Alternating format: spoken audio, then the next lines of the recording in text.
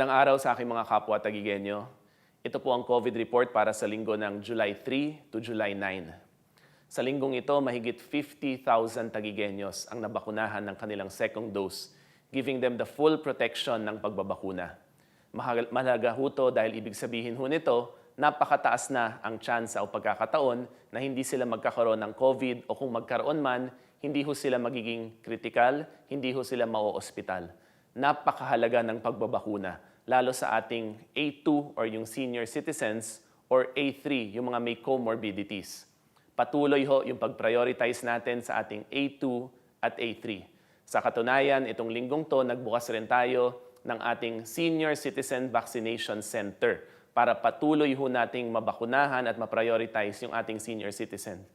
Sa mga minamahal ho naming senior citizens ng lungsod ng Taguig, gusto ho natin sa buwan ng July at August matapos na ho mabakunahan natin lahat ng senior citizens para ho kayo ay fully protected.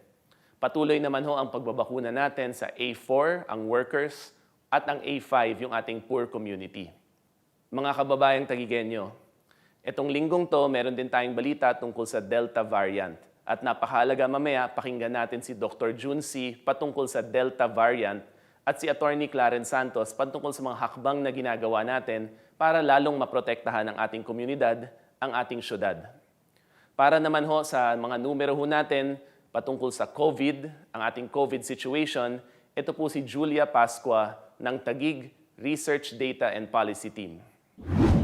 Maraming salamat po, Mayor Lino. Narito ang pinakabagong update sa sitwasyon ng COVID-19 dito sa ating lungsod. Nasa 29,178 na ang bilang ng mga kumpirmadong kaso sa lungsod ng Taguig. 28,537 o 97.8% naman ang bilang ng ating recovered cases, samantalang 273 o 0.94% ang bilang ng mga nasawi. Ngayong araw, tayo ay mayroong 368 o 1.26% ng mga aktibong kaso. Karamihan o 71% sa ating mga aktibong kaso ay asymptomatic at 29% naman ang nakakaranas ng mild to moderate symptoms. Isa lamang ang severe na kaso sa kasalukuyan. Tulad ng mga nakaraang linggo, patuloy nang bumababa ang mga naitatalang kaso sa National Capital Region at sa lungsod ng Taguig. Para naman sa testing, sa kabuuan, tayo ay nakapagsagawa ng 160,269 PCR tests na kumakatawan sa 16.23% ng ating lokal na populasyon. Ngayong linggo, 1,938 na libreng PCR tests at 108 antigen tests ang ating nasagawa sa iba't ibang testing facilities sa ating lungsod. Narito ang pagbangga sa bilang ng mga naisagawang PCR tests at mga naitalang kaso sa ating lungsod. Tumaas ang bilang ng mga naisagawang test kumpara noong nakaraang linggo. Ngunit, maaaring may mga resulta na hindi pa naitatala. Ang iba naman sa ating mga kaso ay maaaring nagpa-test sa mga private labs o sa mga ospital sa labas ng Taguig. Sa araw na ito, sa 5,788 active cases ng National Capital Region, 368 lamang ang nagmumula sa ating lungsod.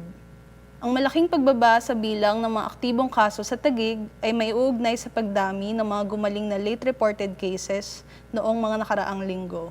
Ang Taguig ay may 37 active cases per 100,000 population kumpara sa 42 ng NCR. Kung muling ihahambing sa ibang mga lungsod at munisipalidad, may kitang may mababang bilang ng aktibong kaso kada 100,000 populasyon ang lungsod ng Taguig. Ngayong linggo, ang average na bilang ng mga aktibong kaso kada 100,000 populasyon sa NCR ay 41 at 39 naman sa Taguig. May kita naman dito ang kalagayan ng iba't ibang lokal na probinsya at rehiyon. Dito naman ang kalagayan ng ibang mga bansa, kasama ang bilang ng kanilang aktibong kaso kada 100,000 populasyon, porsyento ng aktibong kaso, attack rate, recovery rate, at case fatality rate. Nananatiling mababa ang case fatality rate ng Taguig sa 0.94% na wala pa sa kalahati ng 2.12% ng National Capital Region. Muli, ang lungsod ng Taguig ang may pinakamababang case fatality rate sa buong rehiyon. Sa kada 100,000 populasyon, ang bilang ng mga nasawing kaso sa Taguig ay 28 na lubos na mas mababa sa 69 ng NCR. Nananatili rin tayong may pinakamababang bilang ng mga nasawing kaso kada 100,000 populasyon sa buong rehiyon.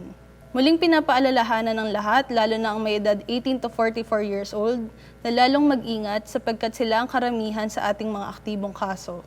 Pinag-iingat din ng mga matatanda o may edad 60 pataas sapagkat sila naman ang karamihan sa ating case fatalities.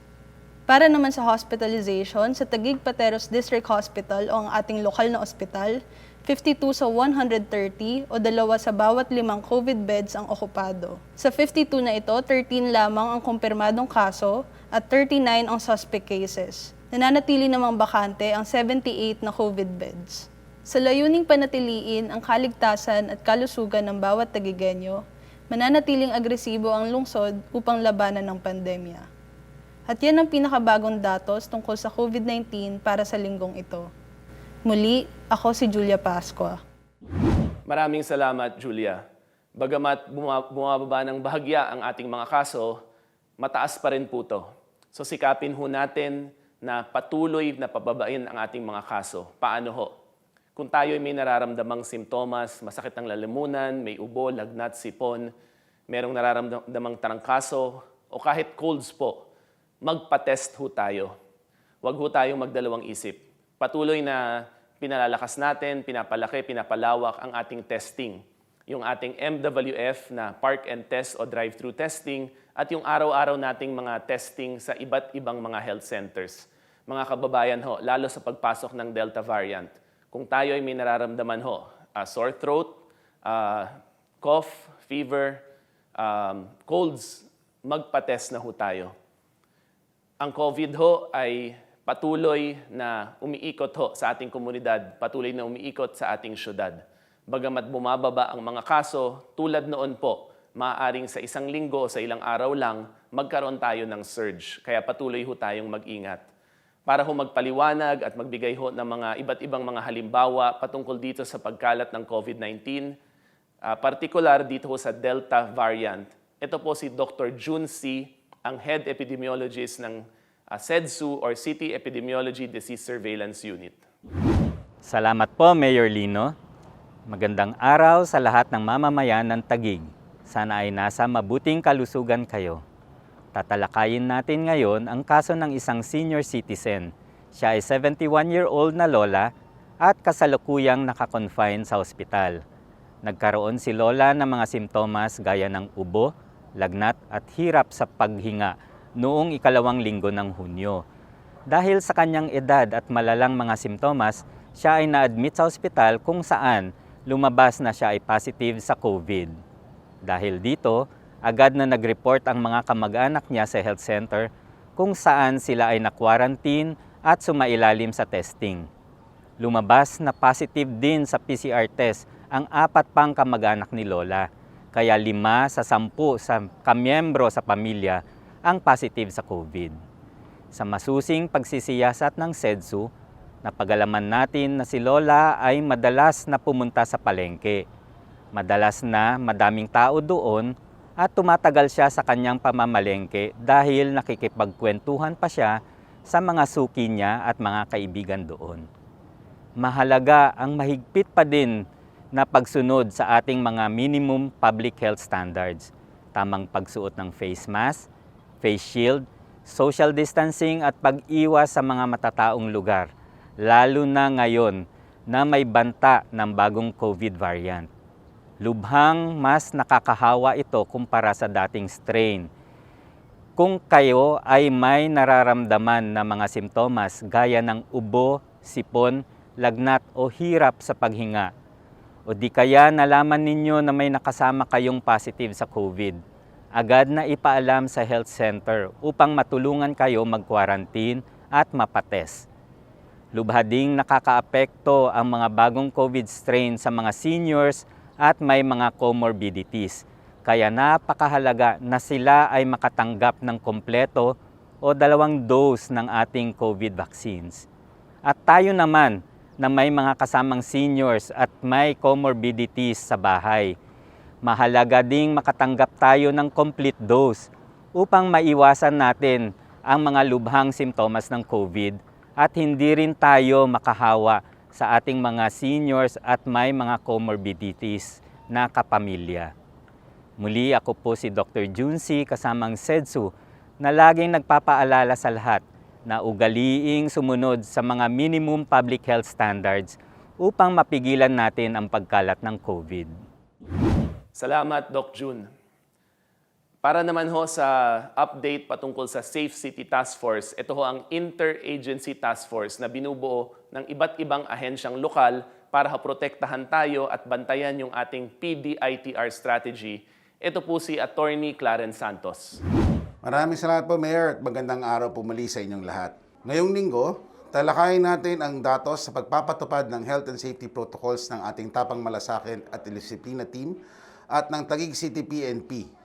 Ngayon din ang pinakabagong balita patungkol sa tinatawag na variants of concern at kung paano natin maiiwasan ang pagdami at pagkalat muli ng COVID-19. Sa ating pagpapatupad ng protocols mula July 2 hanggang July 8, ang mga nasaway, nahuli at natikitan ng mga violators ng ating PNP at TMD ay umabot po sa 1,178 total apprehensions, kung saan 23 rito ay mula sa mga natanggap nating reports sa complaints sa Safe City Hotline, 18 ang mga naisyuhan ng violation ticket at 1,137 ang binigyan ng warning. Ayon po sa ating datos, ito po ang top 5 common violations. Mga hindi nang susuot ng face mask at face shield, mga minor de edad na lumalabag sa quarantine, mga lumalabag sa curfew, mga establishmentong hindi nagpapatupad ng health protocols sa kanilang lugar, at mga unauthorized mass gatherings. Ito naman po ang top 5 barangays sa bawat distrito kung saan pinakamaraming nahuli ang ating mga law enforcement units.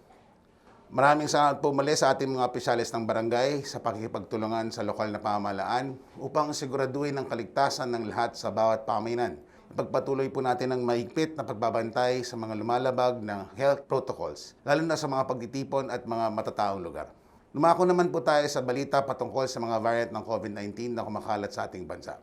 Ayon sa nakabagong report ng Department of Health at ng Philippine Genome Center ng Universidad ng Pilipinas noong July 5, may mga nakitang mga kaso ng mga variant ng COVID-19 sa ating bansa. Ayon sa report, 2 bagong kaso ng Delta variant mula sa mga nagbalik na OFW galing sa Saudi Arabia. May 132 na kaso ng Alpha variant, dati pong tinawag na UK variant. Meron pong 119 cases ng Beta variant, yung dati pong tinawag na South African variant, dahil doon siya unang nakita. At meron din pong 3 kaso na Theta variant, ang nagmula naman po sa Pilipinas. Ang mga variant na ito ay maaaring magdulot ng mas malubhang sakit, lalong-lalo na sa mga matatanda, may pre-existing health conditions o comorbidities na hindi pa nababakunahan. Pati po ang ating mga kabataan na noon ay malayo sa peligro ng COVID-19 ay maaaring ding tamaan ng malubhang sakit dahil sa Delta variant. Patuloy ang pag-aaral natin sa mga variants na ito at naghahanda na rin ang lokal na pamahalaan ng Taguig upang siguraduhin ang kaligtasan ng lahat. Ngunit hindi po namin ito masisiguro kung hindi po tayo magtutulungan. Kaya muli po namin pinapaalala ng mga sumusunod mula sa Safe City Task Force Advisory No. 45. Ugaliing mag-practice ng 3 Ws. Wear a mask, wash your hands, and watch your distance. I-report po agad sa ating COVID-19 hotline ang lahat ng nakakaramdam ng sintomas ng COVID o nag-positive base sa swab test. Kung nagkatrabaho ka sa Taguig, alamin at makipag-ugnayan sa inyong Designated Safety Officer or DSO. Magpa-test agad kung may nararamdaman na sintomas o hindi sigurado kung na-expose po kayo sa isang may COVID. Gamitin po natin ang ating mga quarantine facilities na sa syudad kung saan komportable po kayo makakapagpagaling. Panghuli po, agad po makipag-ugnayan sa hotline ng Safe City Task Force upang iulat ang sinumang lumalabag sa alinman sa mga pinatutupad natin na health protocols. Tandaan po natin, magpabakuna, magsuot ng mask, maghugas ng kamay, at mag-social distancing. Umiwas na muna tayo sa mga matataong lugar at mga pagtitipon sa mga hindi natin kasama sa iisang tahanan. Siguraduhin po natin ang ating kaligtasan para sa ating syudad, sa ating mga sarili, at higit sa lahat para sa ating mga minamahal. Attorney Clang Santos po mula sa Safe City Task Force. Ingat at maraming salamat po. Thank you, Attorney Clang. Mga kababayan, patuloy ho tayong magtulungan, patuloy ho tayong magbayanihan. Opo, nandyan ang ating PNP, nandyan ang barangay, nandyan ang mga safety officers. Pero yung pinakamahalaga ay yung personal na responsibilidad para ho tuluyan na hong mapababa natin ang mga kaso ng COVID-19 sa ating lugar. Para ho sa update patungkol sa ating vaccination, ito po si Dr. J.Lo de Guzman, ang Head Coordinator sa Lungsod ng Taguig ng ating National Immunization Program. Salamat po, Mayor Lino. Magandang araw po mga Tagigenyo. Sa loob ng 4 na buwan simula nang nagsimula ang ating lungsod sa ating rollout sa pagbabakuna ng COVID-19 vaccines, masayang-masaya po ang ating pamunuang lungsod sapagkat mula sa target nating mabakunahang 680,000 na Tagigenyo para makamit ang herd immunity, tayo ay nakapagbigay na ng 357,915 na doses ng COVID-19 vaccines. Mula sa datos na ito, 80,547 o 12% dito ay fully vaccinated na at 41% na kumakatawan sa 276,378 ay nakatanggap na ng kanilang first doses. Bagamat ang ating adhikain na matapos ang ating pagbabakuna sa mga prioridad na grupo ng A1, A2, A3, A4 at A5 ay umaarangkada na, tayo po ay lubos na nagsisikap upang mabakunahan na ang ating mga minamahal na senior citizens. Lubos ang ating kaligayahan sapagkat sa loob ng 70,000 na senior citizens ng ating lungsod na nagpahayag ng pagdanais na mabakunahan, tayo ay nakapagbakuna na ng 67,194. Sa bilang na ito, 29% na po ang fully vaccinated o nabigyan na ng first at second doses. Pinaigting po namin ang ating layunin na mabigyan ng mabilis at komportableng karanasan ang mga magpapabakuna sa ating syudad. Kung kaya't sa puntong ito, maligaya po kami na ang pamunuang lungsod ay naglaan din ng vaccination center para sa ating mga senior citizens. At ito ang repurposed Taguig Trade Center na matatagpuan din sa Lakeshore Complex. Ang ating mga empleyado sa Social Welfare and Development Office ay 100% na pong bakunado. Nagbakuna din tayo sa ating mga frontliners sa Bureau of Fire and Protection Force at karagdagan pang mga seafarers upang sila ay protektado sa mga pag-alis nila sa ating bansa bilang mga bayani ng ating ekonomiya. Mahalagang paalala na huwag kakalimutan bumalik sa itinakdang araw ng inyong second dose. Ingatan na huwag mawala ang inyong vaccination card sapagkat ito po ang inyong magiging pasaporte sa inyong pagpunta sa vaccination hub para sa inyong second dose. Nitong nakaraang linggo, tayo po ay nagpulong at nagsagawa ng strategiya na mag-schedule ng second dose ayon sa unang letra ng ating apelyido. Sa pamamagitan ng pagkakaroon ng detalyadong sistema sa pag-schedule ng second dose, ating maiiwasan ang pagdagsa ng mga magpapabakuna at masisigurong ligtas ang lahat sa loob ng ating vaccination centers. At para naman sa mga nakatanggap ng first dose ng Gamaleya Sputnik V vaccines, huwag mangamba sapagkat kayo po ay aming aabisuhan sa schedule ng inyong second dose kapag ito ay dumating na sa ating syudad. Bagamat ito ay lampas na sa itinakdang araw, huwag mag-alala sapagkat ayon sa advisory ng Kagawaran ng Kalusugan ng ating bansa at ng lukpo ng mga eksperto sa buong mundo, tayo po ay pasok pa rin sa itinakdang rekomendadong interval at ito ay mabisa at epektibo pa rin para kayo po ay maprotektahan laban sa COVID-19 virus. Kung kayo naman po ay hindi nakapunta sa itinakdang oras ng inyong second dose dahil sa importanteng kadahilanan sa inyong pamilya o trabaho, tayo po ay may pagbabakuna sa gabi at mangyari lamang ay magtungo sa ating vaccination hub sa second floor ng B7 building sa Lane P, East High Street, BGC at kami po ay bukas hanggang alas 12 ng hating gabi. Samantala, narito po ang 12 vaccination centers na naitaguyod na ng ating lungsod.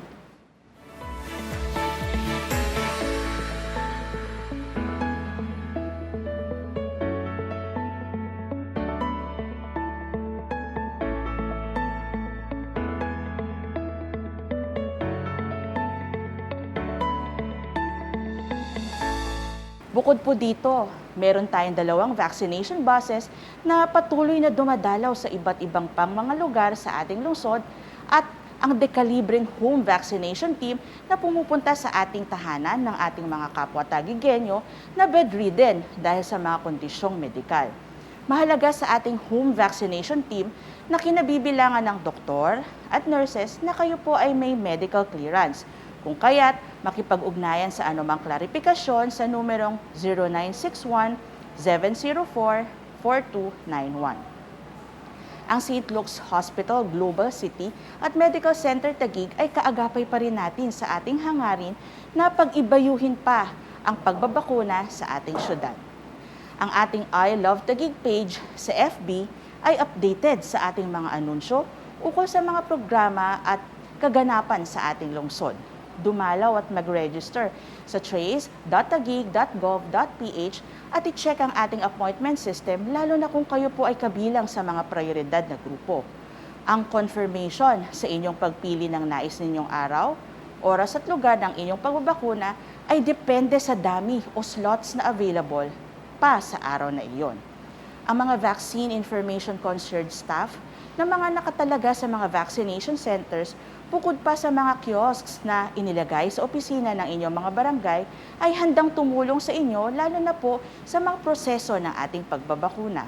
Meron din po tayong telemed hotline numbers ng ating mga health centers na malapit sa inyong mga tahanan o magpadala ng email sa covidvaccine@taguiginfo.com. Kayo rin po ay maaaring pumunta sa health center na malapit sa inyong mga tahanan. Paalala, kayo po ay makakapag-generate ng inyong e-ticket kung kayo po ay nakatanggap na talaga ng confirmation galing sa Taguig Info. Mahigpit na ipinatutupad sa mga validation front desk na ating mga vaccination centers ang inyong pagkakaroon ng schedule confirmation, lalong-lalo na sa mga group bookings na mga kumpanya o mga sektor na kabilang sa E4 o mga economic frontliners. Para naman po sa ating mga outbound, overseas Filipino workers, kayo po ay makipag-ugnayan sa ating Taguig OFW Affairs Office para sa inyong pagbabakuna sa inyong paglalayag.